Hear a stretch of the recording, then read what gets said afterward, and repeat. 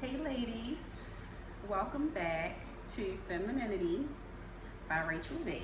Mm.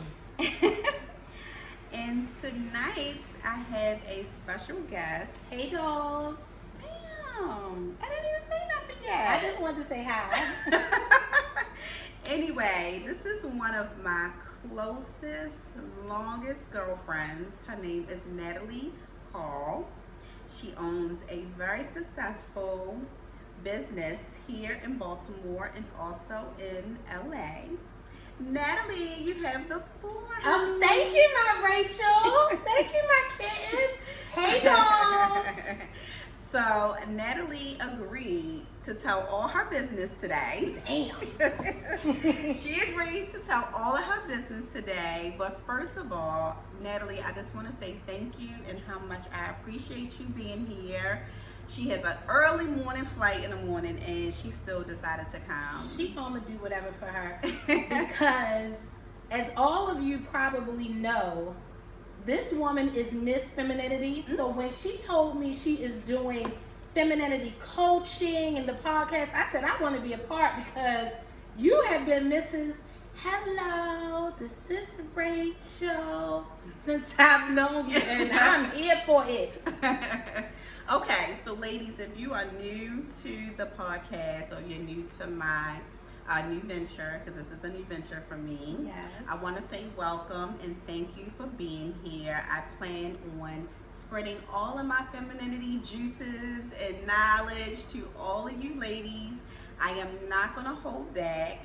And this podcast is basically about, using your feminine energy to get what you want out of this lifetime. And last Friday, I launched my first episode, and we talked about a lot of things, actually. You showed us a little bit about how to use the femininity as businesswomen and not take the lead. Yes. Mhm. We talked about, basically, I spilled a little bit of tea about myself and how I felt like I lost myself during a pandemic and how I basically was able to regain my femininity and how I was able to become more softer, more nicer, more attractive. And also, if you do have a male in your life and you love him, you have to let him take the lead. You have to. So, with Natalie being a businesswoman, an entrepreneur like myself, I wanted to invite her here to give her perspective on being in a relationship, owning a business, but also Natalie is an alpha woman. So, Natalie, let's talk about how you feel about being in business, Y'all having a get right relationship. into my business Yeah, let's right jump away. in. It's Let's- like right away. Let's It's like jump in. no foreplay out here. Let's jump in. Natalie, how do you feel about having a relationship and being in business? No, I mean what Rachel said as far as I'm an alpha woman, I don't know a woman that's in business that isn't at least some percentage of herself an alpha woman. So it is something to juggle. What I have learned after trial and error, you are not the boss once you get home with your man. You have to let go of that boss hat. And it's not that he's the boss, but it's just not very feminine or attractive to come home and kind of delegate, give orders, try to control what's going on in the household. So it is a shift. There's definitely a shift. And this is, to me, not for everyone, but for me, I've learned I have to be with a man that I really, really respect and that I really trust to lead. I trust him to lead the household in the sense of, what we are doing financially, what we're doing, what the goals are. So as long as I'm allowing you to lead and we're going in a positive direction, I definitely give that hat to him. Okay.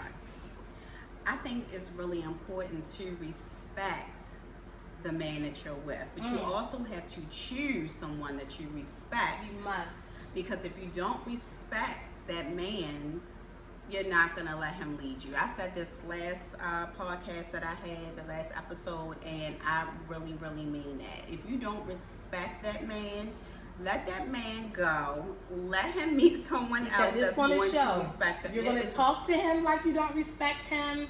You are going to be extremely bossy. You're going to be extremely disrespectful. And you're going to push him away, resent him. Let it go. You're going to walk over top of him. You're going to walk over top of him. Let me ask you a question.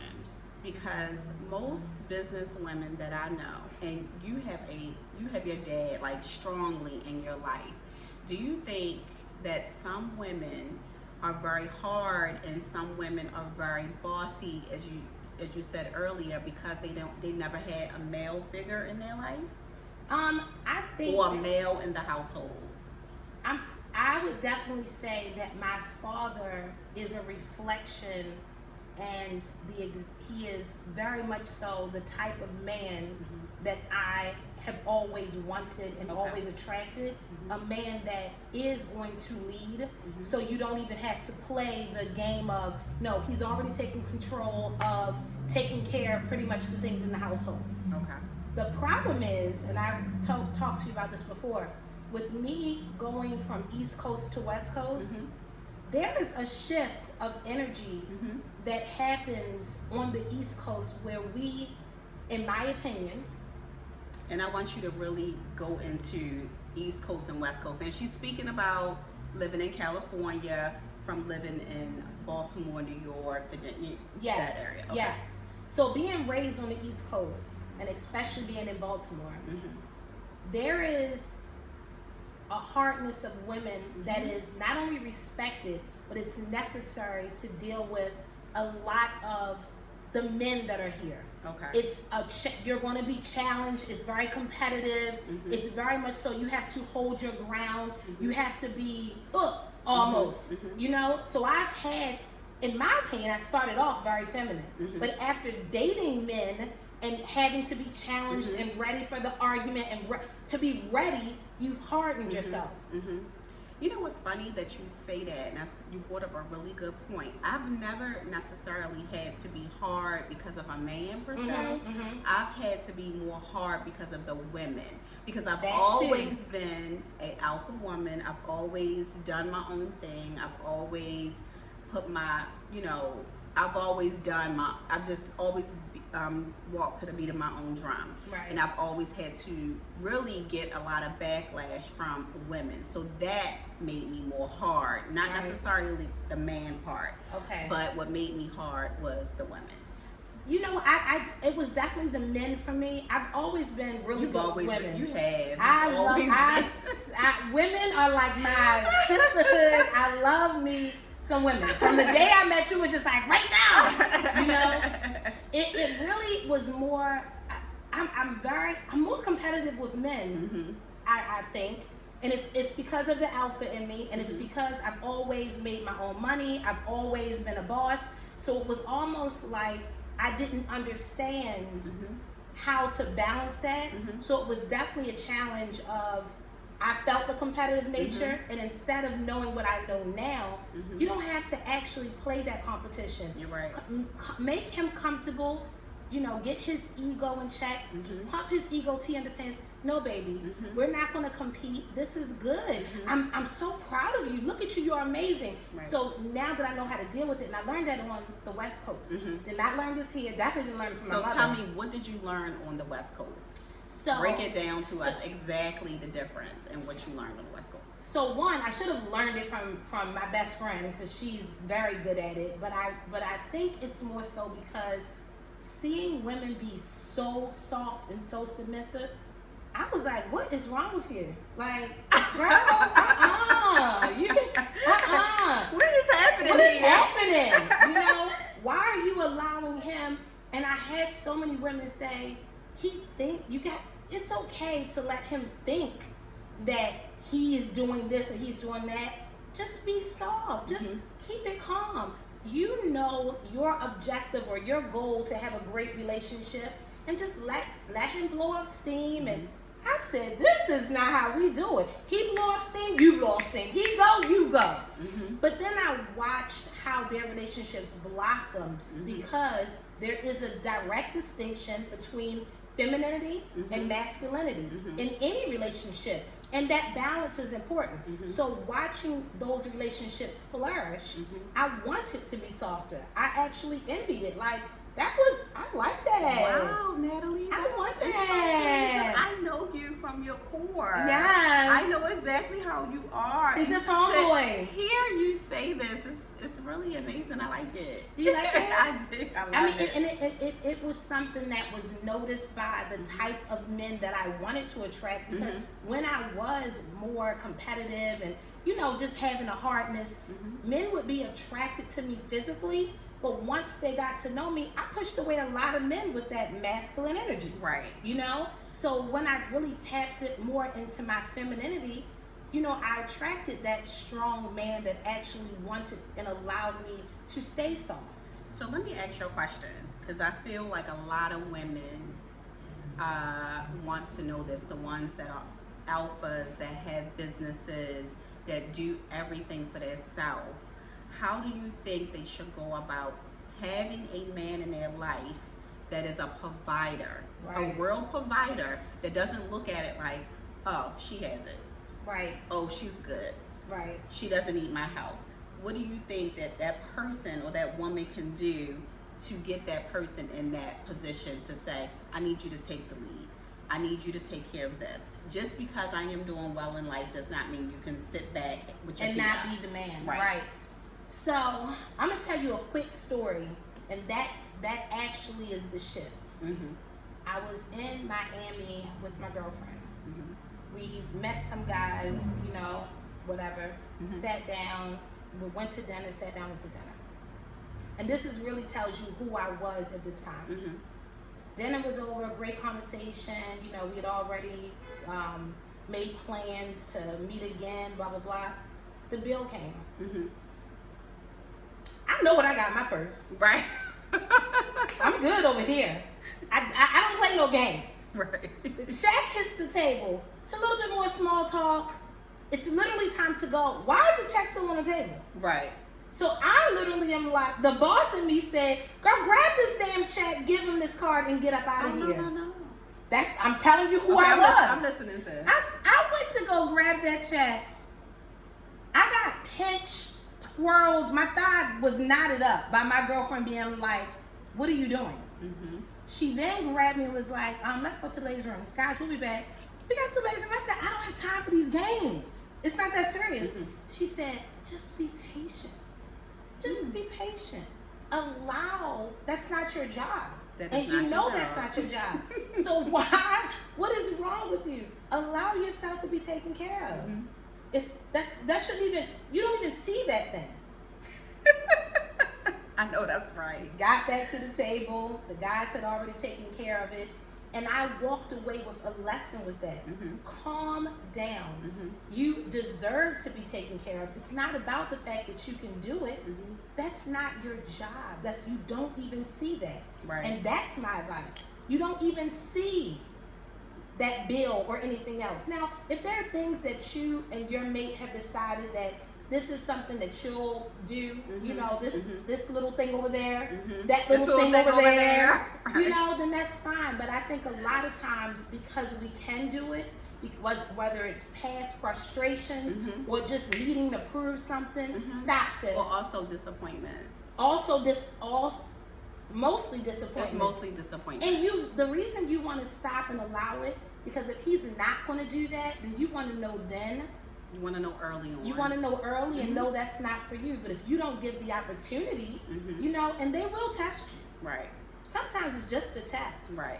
You know, be patient and allow yourself to be taken care of. And I would like to add to that. Like, I think you are 100% right. Being patient is definitely one of the keys to allowing someone to take care of you and make sure that you are good.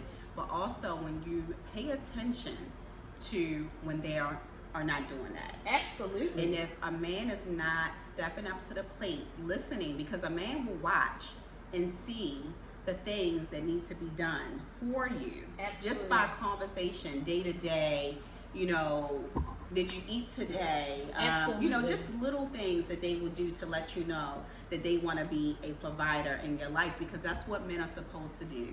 Men are supposed to provide and protect. and we are supposed to support and nurture. And that's what has to happen. So I feel like a lot of times, if you are a strong woman, period, whether you're a businesswoman, you're not a businesswoman, whatever, you do have to be patient and allow the person in your life to step up to the plate. And if they are not stepping up to the plate in the time that you feel like they should be stepping up into the plate, don't waste any time. Don't waste any time. But the only way you can see that is if you allow it to happen. Leave the check on the table. Leave the check on the That's table. That is the theme for the night. Leave the check on the table, honey. Leave it on the table. That was so great. Girl. That was some bomb advice. That was, just all wrapped into one. All wrapped into that one. That little day taught me, leave the check on the table. On the table. Okay. So I have a couple questions here that I want to go over. So Natalie, while we're here, you are one of my oldest friends. Absolutely. My oldest friends, my first hair client, all of that. I gave her her first bulb in the hair salon. That was bomb. And she did my hair tonight. I did. Yes, I did. Natalie, what can you say you have learned from me over the years about femininity? Goodness gracious. That's a long list. Well, first of all, I would never normally be wearing this beautiful, sexy top. Yes, I love it. I'm loving all this cleavage. If it was not for Miss Rachel. I mean, Rachel is you've been really big on telling me to celebrate. And it's funny because I use that in my styling, which is advice I've gotten from you. Celebrate the things that make you feel very feminine about your body. And my bust really makes me feel very feminine about my body. And my legs make me feel very feminine, very confident. And my lips make me feel this. So you've really taught me to embrace that and show it. Like, why are you wearing these baggy clothes and nothing on you is showing off what you love and celebrate yourself? Okay. So I've gotten that. And although my voice is very loud and caring. Well, it has to be loud and caring because we are on a podcast. So this so we have to carry our voices. But you've really taught me be softer in your speaking when you're talking to your man, Natalie. You don't have to give it so much. You don't have to make it carry. So yes, when you're talking, just be very, very sweet. And that girl, that small thing goes so far. Rachel is touchy-feely. She's very touchy-feely. I'm touchy-feely or you touchy-feely? She's very touchy-feely with her man. Oh, right. I am. Very touchy-feely.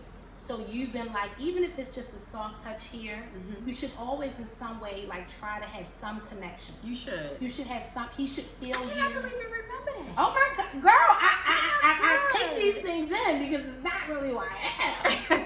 I'm touchy-feely with everybody. If you have ever shot with me, I probably even slapped you on your butt. I was like, I'm touchy-feely, but with that, it was something more just about making sure he feels you. He knows you're there. It's caring. It's healing. It's nurturing. It's more than just sexual. I'm going to tell you what else it is, right?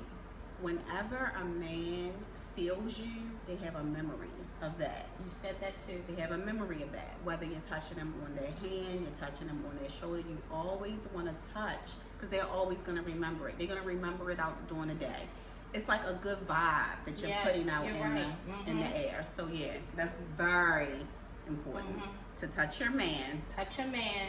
Touch him. And little soft spaces. I mean, little soft places. It's not even have to be overly, but it doesn't have to be sexual. Yes, exactly. Doesn't have to mean, hey, it's just something soft. I'm here, baby. I'm here, present. I feel you. We're still connected. Exactly. Period. No, it's service. All right, so we're gonna answer some questions that came up when my Instagram, when I asked you girls. See, I'm gonna let you ask them, Natalie, and I'm gonna answer, and then you're gonna answer the same exact question. I love it. Some may be only Rachel answering. Can there be different skip it if you don't get it. Can there be different archetypes to femininity? I might be saying this word wrong.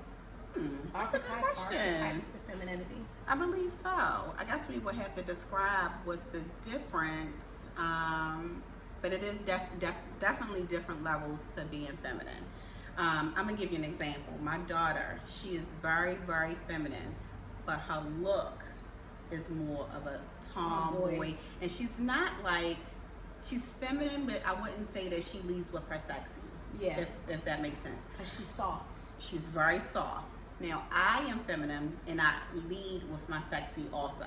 So I would say it is. What do you think? If there are different levels, definitely different levels, because I have my femininity, but it's not at all on the level of your femininity. Right. How would you describe yours? Almost like your daughter's, almost like Shay Shay, where I'm very tomboy, but my man is going to see different femininity from me than, say, my girlfriends. Mine kind of turns on and off, whereas though yours never leaves. You know what? I don't think yours turned off. As long as I've known you, I feel like I pick up on your feminine energy right away. Well, you know, you just have a stronger. But you know how you will definitely, like you just said, Natalie, you know I'm a tomboy. When I say that around, definitely James, my man. When I say that around, we dropping names. Oh, we drop. Oh, I'm sorry. James, okay? No.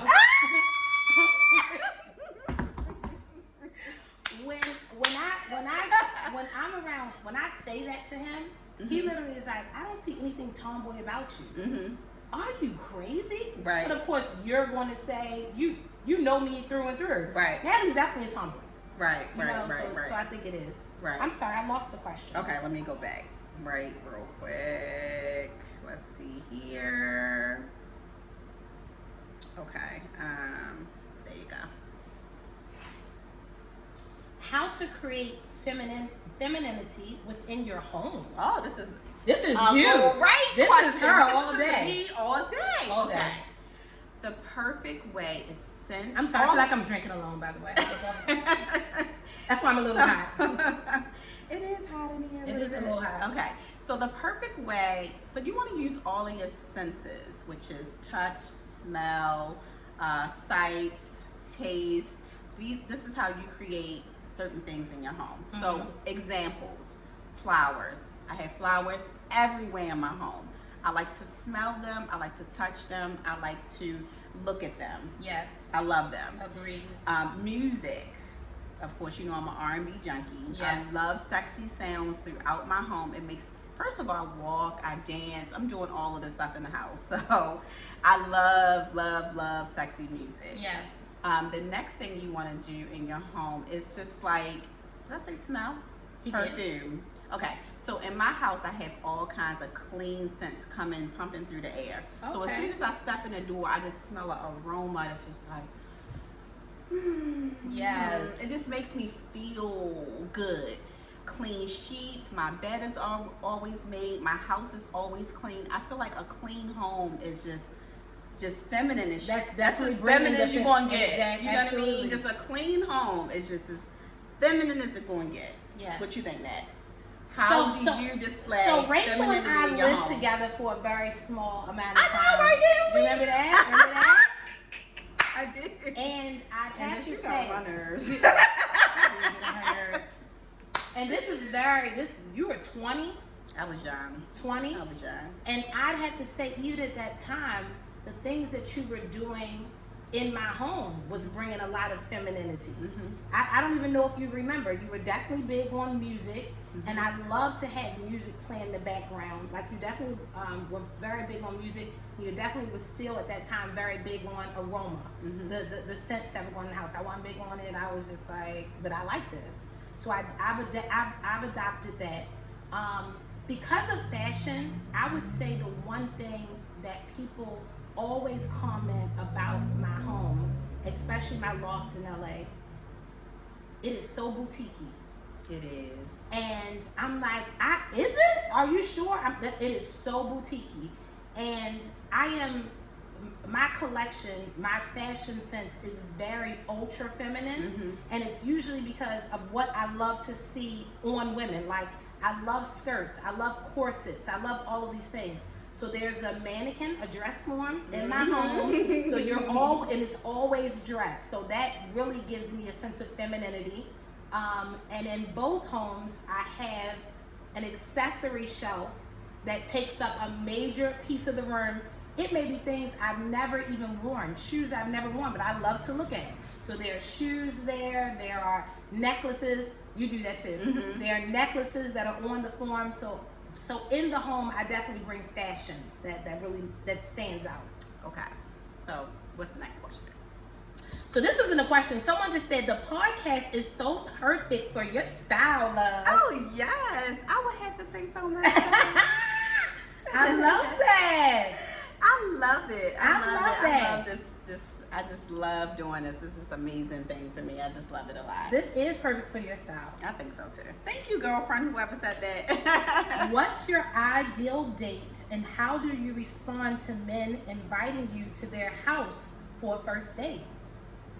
Two-parter. Okay, it's a two-part question. So my ideal date is, my ideal date, I would say dinner is like pick me up. Mm-hmm. I like to be picked up. Child. I like to be picked up. Don't tell me to meet you. That's not a date. That's not a date. And by the time I tell you to pick me up, we didn't already talk on the phone a little bit, and I've already got to know you. I'm comfortable and all that, but I want you to come get me. Come pick me up. Don't allow them to meet y'all. No, Don't knock on my door. Mm-hmm. Pick me up. Open the car door for me. I'm getting in the car. Drive to a restaurant. Talk, have wine.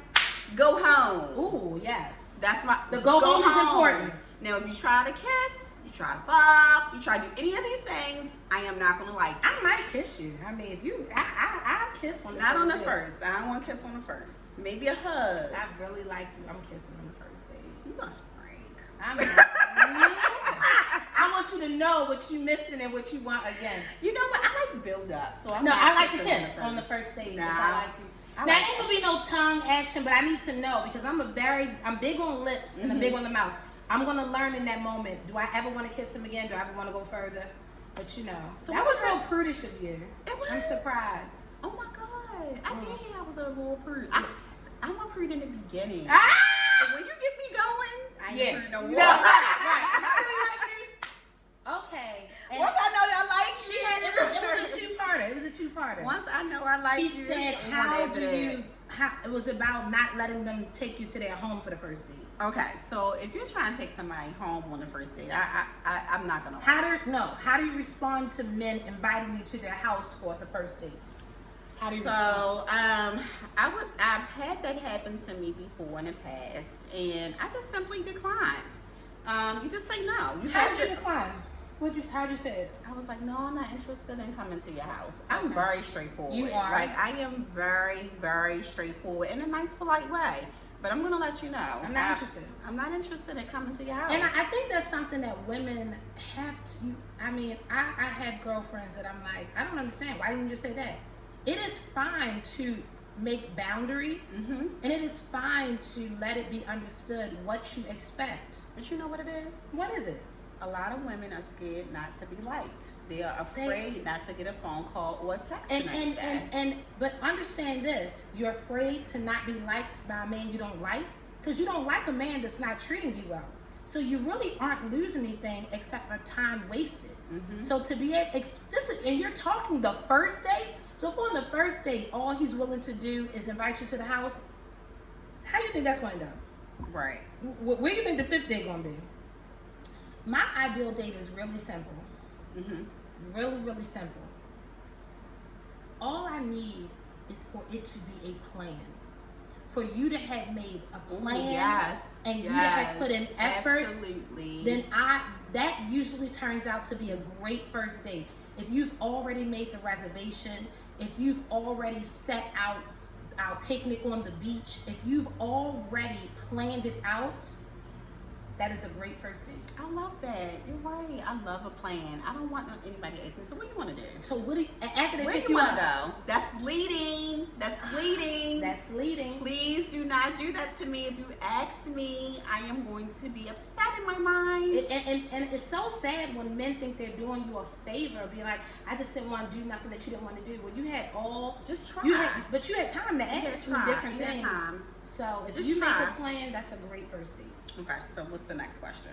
How do you feel about men that make less money than you? Oh, that is good. That's a good question. I don't have a problem with someone that makes less than me. Mm-hmm. But I do have a problem if you make less, you have less.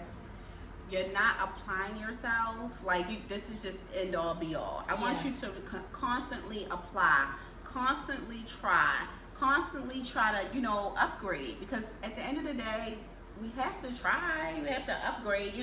So I'm not gonna say that I necessarily have a problem with somebody that makes less money than me. But you have to be a hustler like me. Absolutely. You have to be a hustler, and you have to be trying to get to it. Absolutely. How do you feel about that, Natalie? So I've definitely dated men that make less money, but I'm gonna have to step out there and say it can't be considerably less. Right. Because when it's considerably less, we are basically probably living two different lifestyles. Mm-hmm. So I don't have a lack of respect or anything like that, because I've dated a man that was on paper making less than me, Mm-hmm. but he had other opportunities that were going on to make sure, Mm-hmm. okay, but I'm also making money over here, I'm doing this, I'm doing that. Mm-hmm. Like you say, just as long as you are hustling to, or you're constantly evolving to do, to make more. I've dated, but let me tell y'all something about the making less. Mm-hmm. Be careful worrying about how much money a man makes. How much of that is going to you? Exactly. How much of that is going to you? Because I've been in a position where I've dated a man who, on paper, is a millionaire. Mm-hmm. Did he give to me like? Did he give to me like he was a millionaire? Or did he give to me like he was making a good $200,000? So be careful worrying about. Let's be clear. Let's be clear. Be careful worrying about how much he makes. How much of that is he trying to improve your life, your business, your, what you have going on, and making things better and easier for you. So that's another thing. When you're dating a man that makes not considerably, but makes less than you, but yet he is still making sure he sends you flowers to work. Mm-hmm. He's sending you lunch to work. Somebody today, you better say it, girl. Somebody is being Sharita Lovely over here. But when a man is making those romantic efforts, when a man is making a plan like, in 2 years I'm going to be doing this and we're going to do this. Right now I'm taking you to Miami. By next year we're going to Greece. Mm-hmm. Are you a part of his plans and a part of his growth? Mm-hmm. And it's and a woman, all women don't believe this, but I believe this. A woman loving a man and allowing him to lead, you will see this man go from making this to that to this to that. Being a supportive woman and making a man understand, yes, I know I'm here and you're there, but let's both keep on rising to the occasion. Right. So absolutely. But you also have to definitely know the difference. You have to know the difference of someone making less and they are just chasing a dream that probably that probably what, Rachel? Probably not gonna pan out. Not gonna pan out. Might not pan out. And that goes back to, not staying in too long. You gotta kind of know. You gotta know when to say when. You gotta know when to exit. And when a man is, and remember, ladies, we are doing very well right now. Mm-hmm. And men don't necessarily get the same opportunities that we get in business. But also pay attention. If a man, when a man is doing well, he owns his own home. He is, it's a consistent and a constant growth. Mm-hmm. The man that you should be able to say, you may be making less than me, but I already know. Right. This man is about his business. He is about this project, this dream is not just a unicorn. Okay. I swear we can talk on with that one. Seriously. Okay, so we got one more question. You looked at it like it was. Yeah, I don't know. I didn't even. We got one more question. Okay. One more question. Give us some topics or questions, or you should ask during dating. So when you're dating someone, what are the topics and questions that you should ask? Okay, so for sure, this is really good, right? For sure, ladies, when you're dating someone, you want to ask the questions that you are interested in right then and right there. Do you have kids? Do you want kids? Do you want to get married? Do you see yourself in a long-term relationship if you don't want to get married right now? These are questions that you want to ask, and you shouldn't be afraid to ask Absolutely. them. You know, how often do you want to travel? You know, just things that interest you, that you want to see happen. You need to ask that person, because listen, if that man does not want to get married, and you want to get married within a year or two, I suggest don't do it. Don't date that person. Yeah. If you don't think you're changing them. You're not changing them not. at all. If this person never traveled outside of their home city, he may not be the person that you want to date if you want to travel and see the world. You know what I mean? Yeah. If this person says, I have 2 kids and I don't want any more. He don't want no more. He do not want any more. He does not want that any man more. does not want any more. You have to listen to him. You listen to the things that they say out of their mouths right away, and do not think that you are going to change that person. Absolutely. Ask them, how often do you like to dine? How often do you like to, you know, just anything that you like. Like if you like to go shopping, ask them, do they like whatever you like? You have to ask, because later on you're gonna have an attitude because you didn't ask, and that's nobody's fault but yours because you did not ask. Absolutely. What you think, Natalie? No, everything that you said is absolutely point on, and the biggest one is knowing your goal. Stop telling people, I'm okay with dating, I'm okay if you're dating other people. I am very big on, and any man out there that's dated me, don't you lie, Craig. Don't you lie. Don't you lie. I am the one that sits with you on the first date and lets you know, if we start dating, I expect you to only date me and I only date you, because I need some focus to see. At this age, it's not, there's no more, I'm over here, I'm over here. No, let's see what we have here so we don't waste time. If you're interested in dating multiple people, today is our last date. Today is our last date. But I will say this: every person has a season in their life where they may not. Natalie is definitely like that, but sometimes you don't want to be attached to a person And right you have away. to know that, and if you don't, but it's you fine. also have to know what you want to, lady. If both of you, whatever you're both in agreement on, do that. Do that. But don't agree with something that he wants, knowing that's not what you want, hoping that later on he'll come around to what you want. I want to give an example. This is an example I want to give. If you want to date somebody and you want to get married, and you date someone that is married, please know that's not going to be your man. It's not. That is not going to be your man. What's your title, Rachel? What's my title? No, what's their title? The woman who's doing that. The one that's, you're the side piece. You the side piece. You're always going to be considered the side piece. It's even never if he, going to change. Side. It's never going to change. But I think in people's minds, they think that, oh, this person is married. They got married. They're not happy. So they're going to break up with this person. Yeah. So that means I am going to be the second in line. No. No. And you're better than that. No. You worth more than that. No. So ladies, if you just want to fuck somebody, go ahead, just fuck them. As long as y'all in agreement. Yes, y'all in agreement. And make sure that's all you want. I mean, stop saying what you think he wants to hear. Right. Yes. And then thinking it's going to ultimately come back around. No. Men are very intentional. Okay? And they are very, they keep things in categories. Once you have become her, that's who you are. He might see something else that literally told him, this is what I want. You mess around like, how did she marry him? And I thought, because you put yourself here. This is who you are.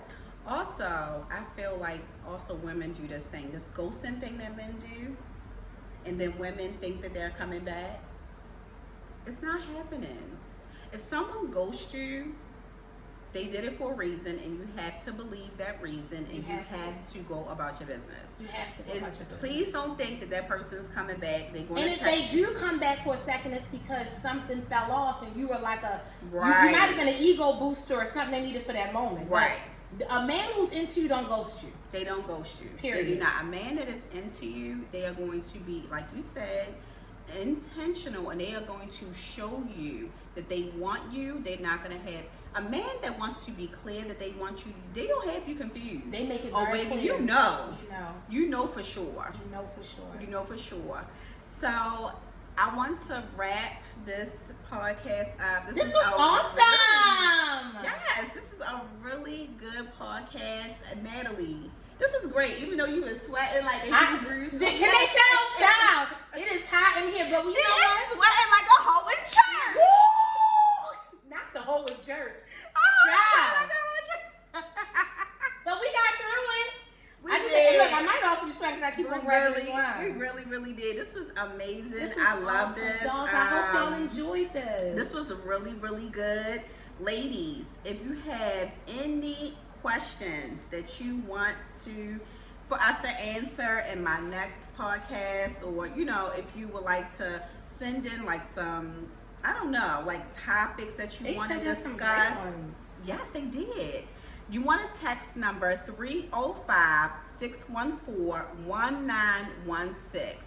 That is my line directed to me. I will get all of these text messages, and just also is to keep up with the community, keep up with the Femininity by Rachel V community, and anything that comes out, any products that's coming out, anything that we're doing, events, anything like that, it'll keep you in the know.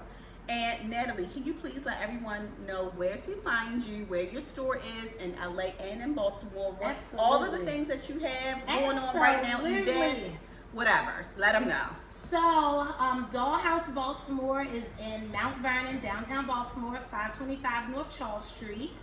And Dollhouse Los Angeles is in downtown Los Angeles, 315 East 8th Street. ShopDollhouseBoutique.com will give you all the information for both of the stores. You can shop there as well.